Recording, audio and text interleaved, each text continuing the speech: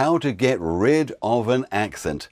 This is a question we're often asked at VoiceOver Masterclass, and often by people who aren't professional voiceovers themselves, but look to us for expertise.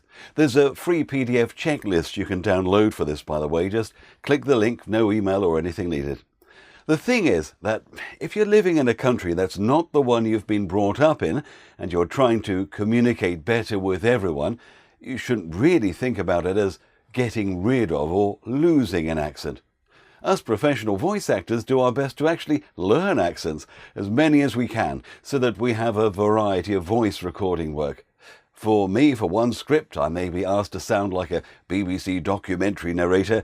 The next job may be to pretend to be a German scientist for a computer game, a Russian soldier, or maybe a mid-Atlantic or semi-American accent for a commercial for an international use. So it's not about losing anything. It's about gaining the skill to understand and learn a new accent. Also, remember, for authenticity, you also need to be able to learn the differences in words as well as pronunciations. For example, if you're British and you want to fit into North American life, you will need to learn the differences in words, such as diaper for nappy, sidewalk for pavement, flashlight for torch, and so on. And you'd also need to learn the differences in pronunciations for certain words, such as detail and process, and so on. So what about the actual voice accent itself? Well, if you've been brought up in a country that has a language different from English, quite often the way you use your mouth and the whole of your vocal apparatus will be different, and there are certain sounds that you will find very easy to do, and some in English that you will find very difficult.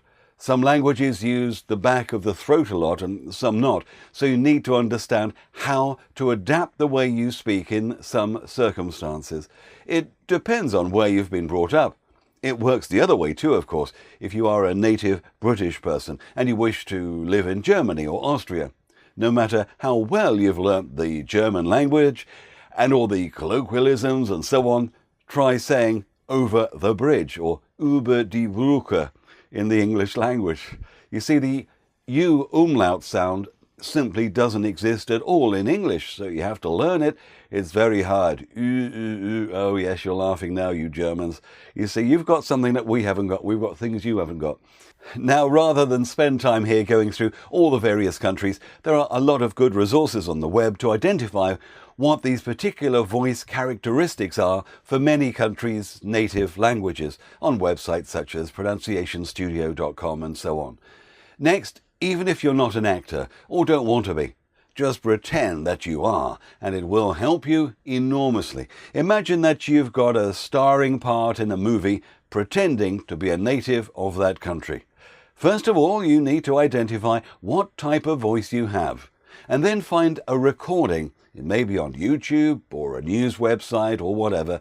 Identify somebody who has a very similar voice to you. So in other words, you need to find someone of the same sex, similar age, similar depth of voice, similar style of speaking.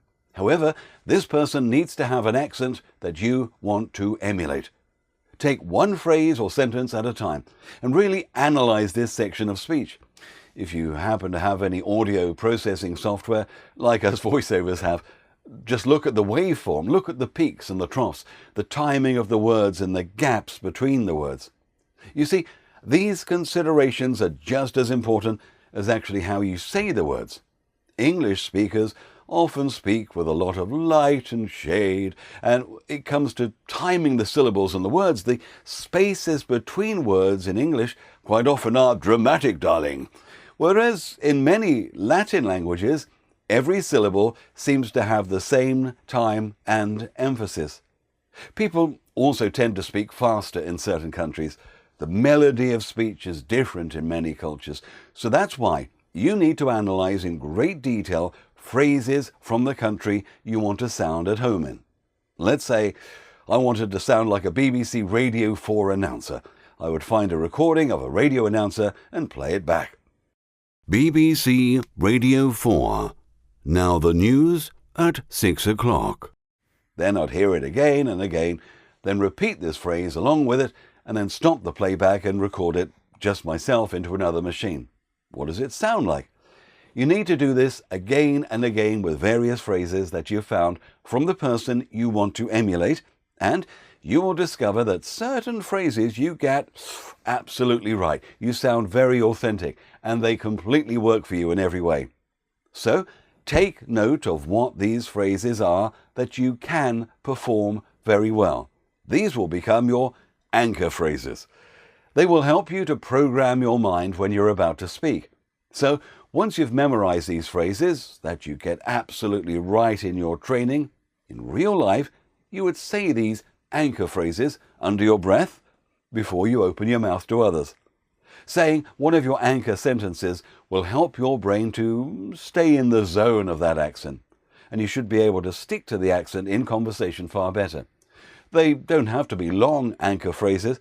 I know some British voiceovers who can get into the zone of being an American simply by saying sure or whatever.